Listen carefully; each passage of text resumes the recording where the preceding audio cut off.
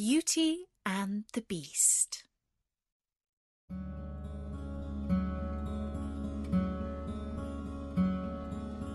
A long time ago, in a faraway land, a merchant was returning home after a long journey. As night fell, he entered a deep forest.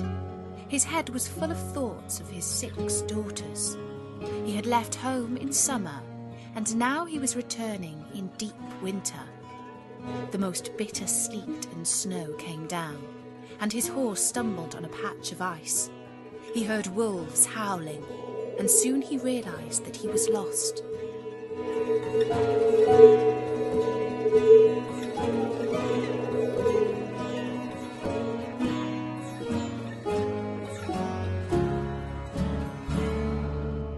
At last he saw some kind of track. At the beginning it was rough and slippery, but soon it led him into an avenue of orange trees, covered with flowers and fruit. But here there was no snow. He saw a flight of stone steps. He went up them into a great castle. Inside he passed through several splendid rooms. Everywhere in the castle there was a deep silence. At last he stopped in a small room where a fire was burning. He lay down on the couch and very soon fell into a sweet sleep. He woke up feeling hungry.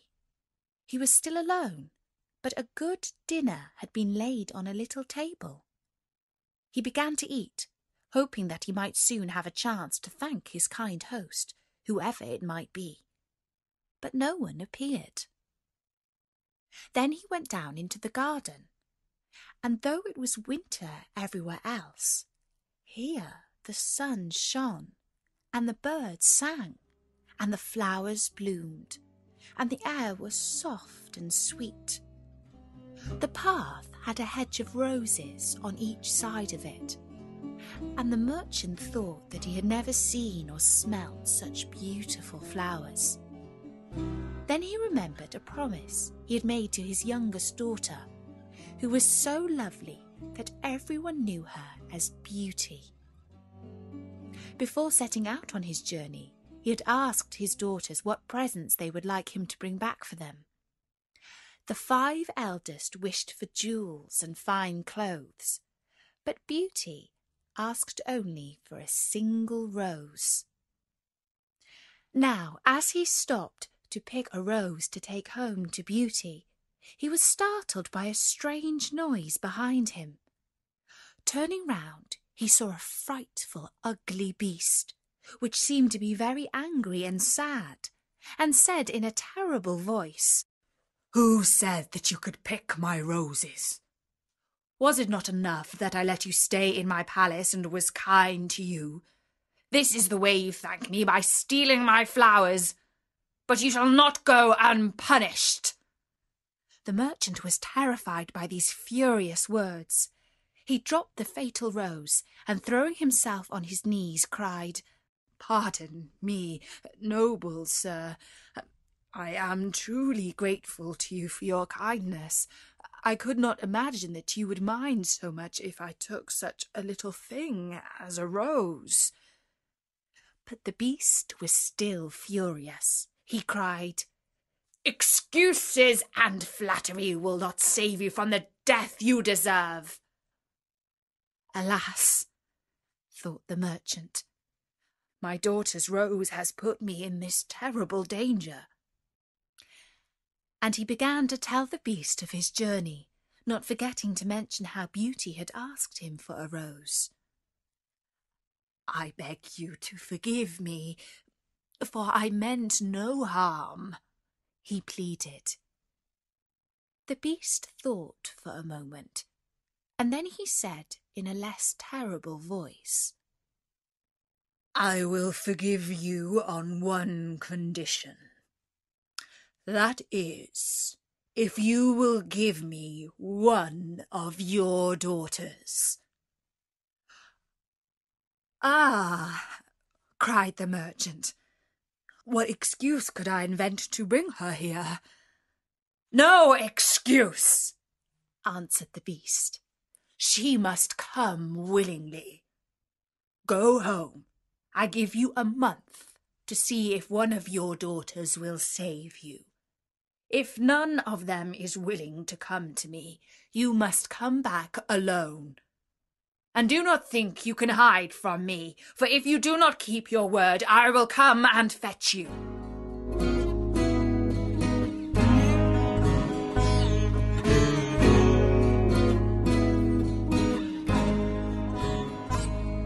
The poor merchant, more dead than alive, went to the stable where his horse was ready for his journey.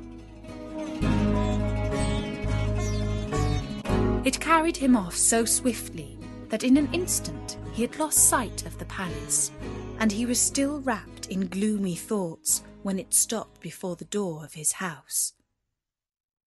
His daughters rushed to meet him.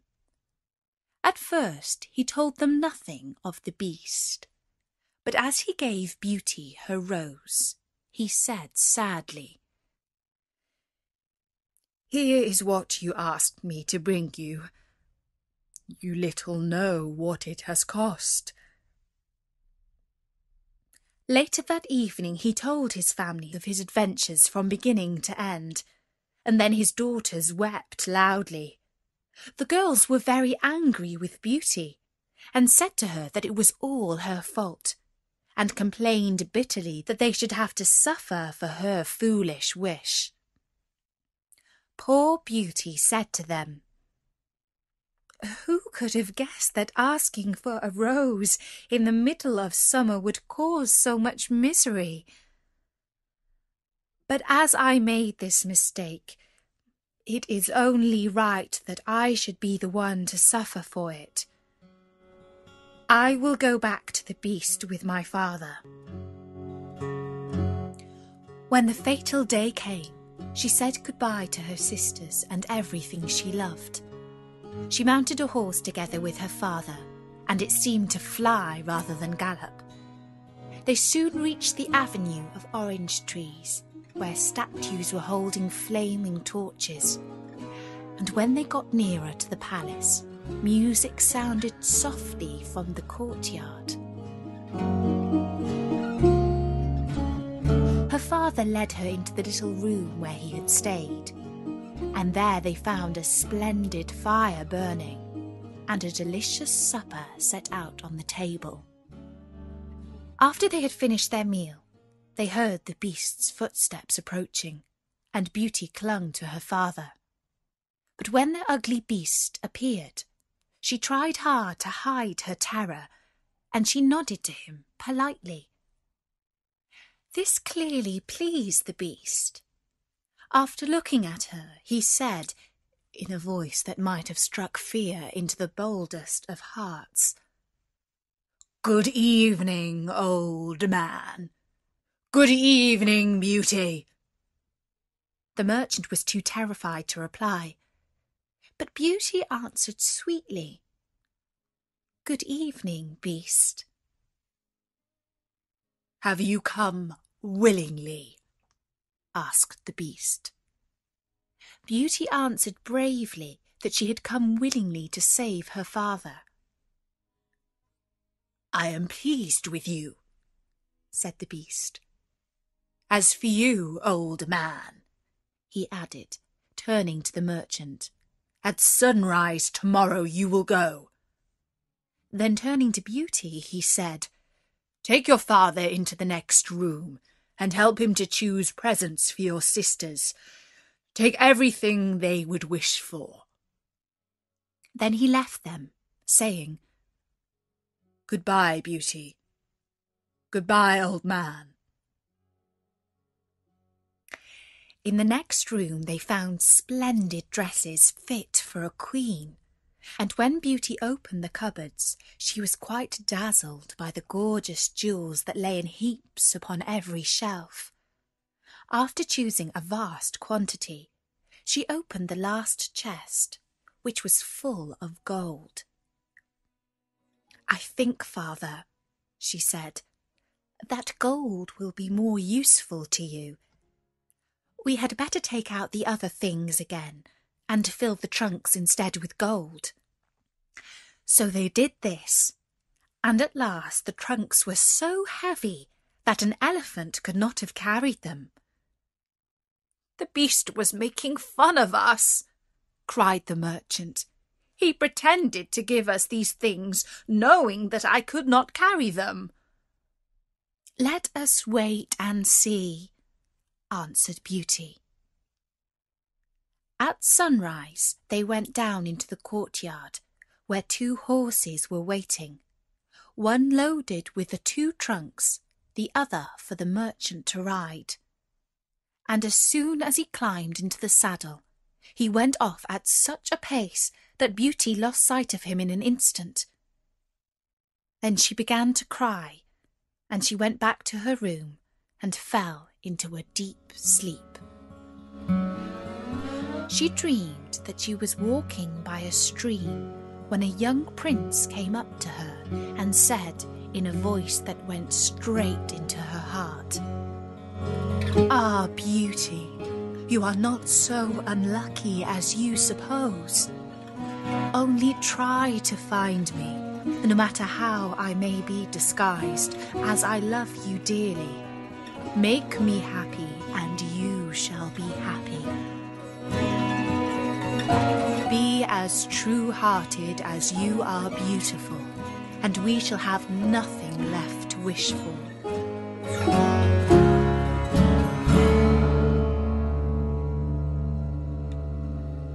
"What can I do, Prince, to make you happy?"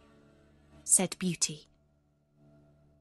"Do not trust your eyes," he answered, "and set me free from my misery."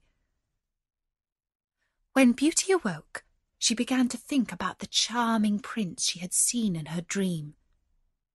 "He said I could make him happy," said Beauty to herself. "It seems that this horrible beast keeps him a prisoner. How can I set him free? I don't understand it. But after all, it was only a dream, so why should I worry about it?"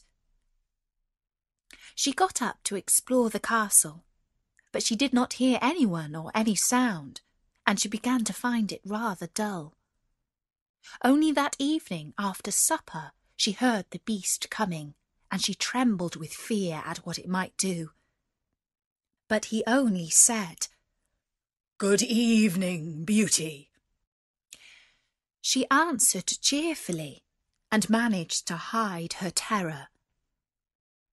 He spoke politely to her for about an hour, and asked her all about her life with her family.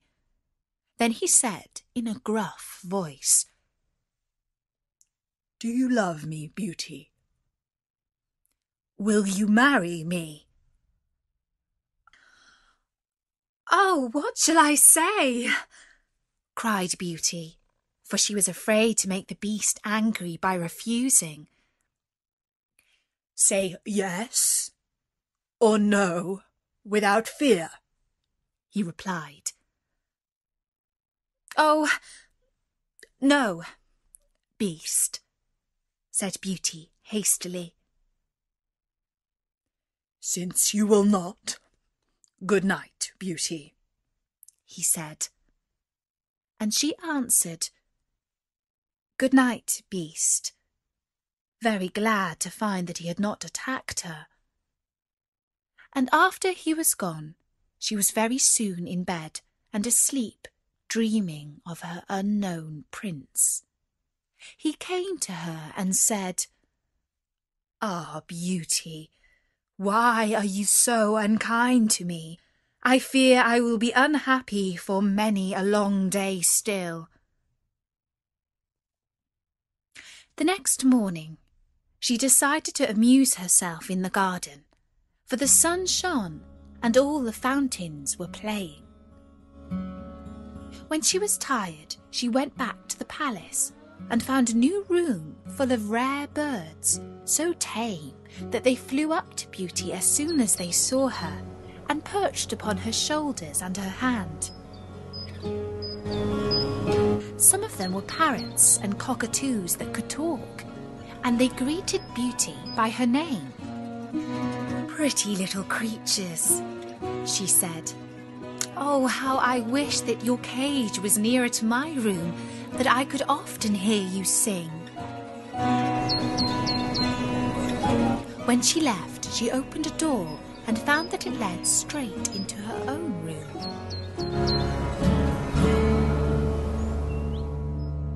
After supper, the Beast paid her his usual visit, and before he left, he asked her as before, "Beauty, will you marry me?" And when she refused, he gave her a gruff "Good night," and left her. The days passed, and every evening the Beast asked her the same question, and she gave him the same answer. And Beauty felt that when she said, "No, Beast," he went away quite sad. But her happy dreams of the handsome young prince soon made her forget the poor Beast. Her prince always told her to let her heart guide her, and not her eyes, and many other equally baffling things which she could not understand. At last, happy as she was, Beauty began to long for her family. One night, seeing her look very sad, the Beast asked her what was the matter. Beauty was no longer afraid of him. Now she knew that he was really gentle, in spite of his ferocious looks and his dreadful voice. So she answered that she was longing to see her home once more. When he heard this, the Beast cried miserably, "Ah, Beauty, have you the heart to leave an unhappy beast like me? Is it because you hate me that you want to escape?" "No, dear Beast," answered Beauty softly. "I do not hate you, and I should be very sorry never to see you any more, but I long to see my father again. Only let me go for 2 months, and I promise to come back to you and stay for the rest of my life." The Beast replied with a sigh, "I cannot refuse you anything you ask, even though it should cost me my life. You may go, but remember your promise and come back when the 2 months are over, or you may be sorry. For if you do not come in good time, you will find your faithful beast dead."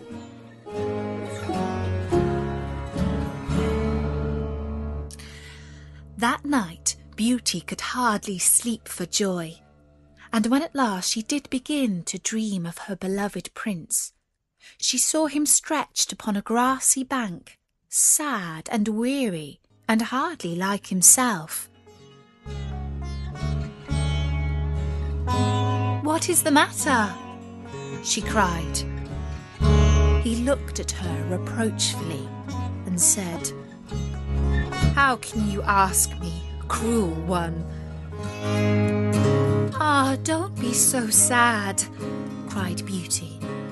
"I am only going to let my father know that I am safe and happy. I have promised the Beast that I will come back. I would not cause him pain by breaking my word. He told me he would die if I did not keep my promise to him." "What do you care for an ugly beast?" asked the prince. "Oh," said Beauty, "it is not his fault that he is so ugly. He is a very kind beast." Just then, she heard someone speaking not very far away. She got up, and then suddenly she heard her father's voice. She rushed out and greeted him. She was home. Her sisters were quite astonished to see her, and there was no end to their questions about her life with the Beast. Then Beauty asked her father what he thought could be the meaning of her strange dreams.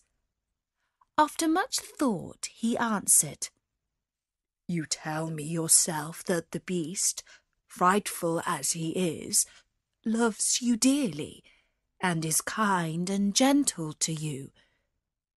I think the prince means that you should do as the beast wishes in spite of his ugliness."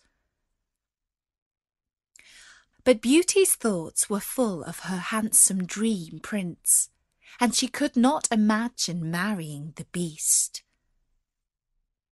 When the 2 months were over, Beauty's sisters begged her not to return to the ugly beast, but to stay with her family.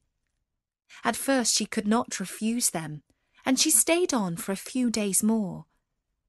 Then one night she had a different dream from usual. She saw not her prince, but the beast. He was lying in a cave, and he looked ill and in pain. And then Beauty remembered his words, that he might die if she did not stay true to her word.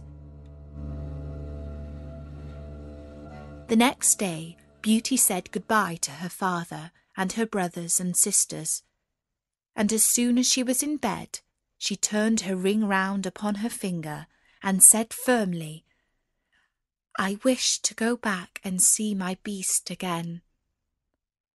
Then she fell asleep instantly, and only woke up to hear the clock saying, "Beauty, Beauty," 12 times in its musical voice, which told her at once she was in the palace once more. Everything was just as before, and her birds were so glad to see her.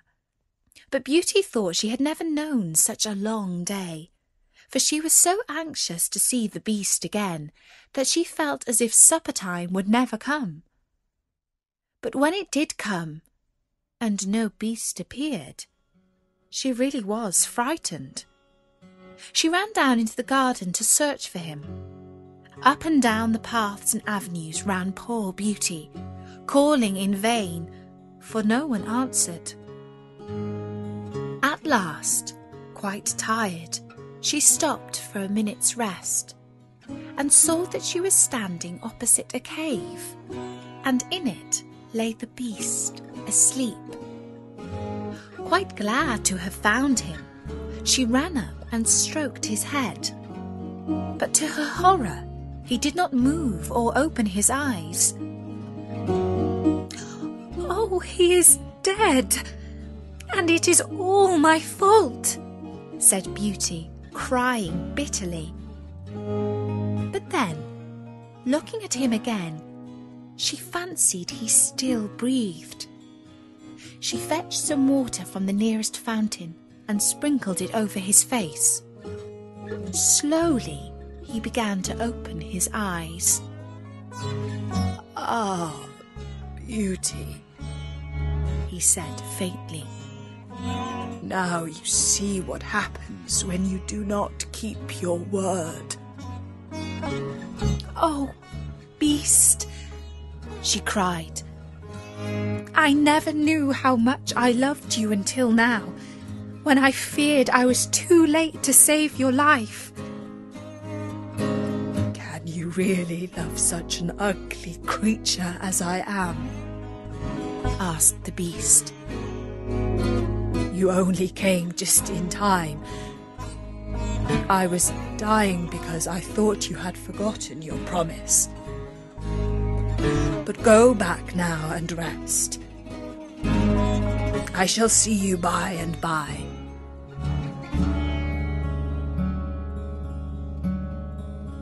Beauty went back to the palace, where supper was awaiting her, and afterwards the beast came in as usual, and asked about the time she had spent with her family, and if they had been all very glad to see her.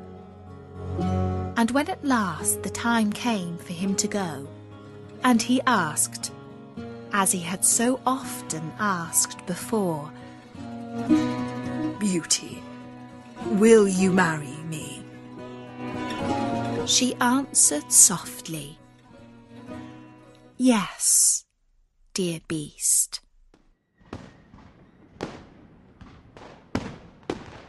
As she spoke, A blaze of light sprang up before the windows of the palace.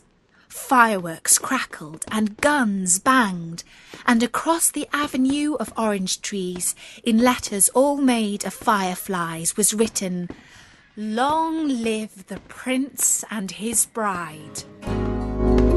Beauty meant to ask the beast what it all meant, but he had gone. In his place stood her long-loved prince.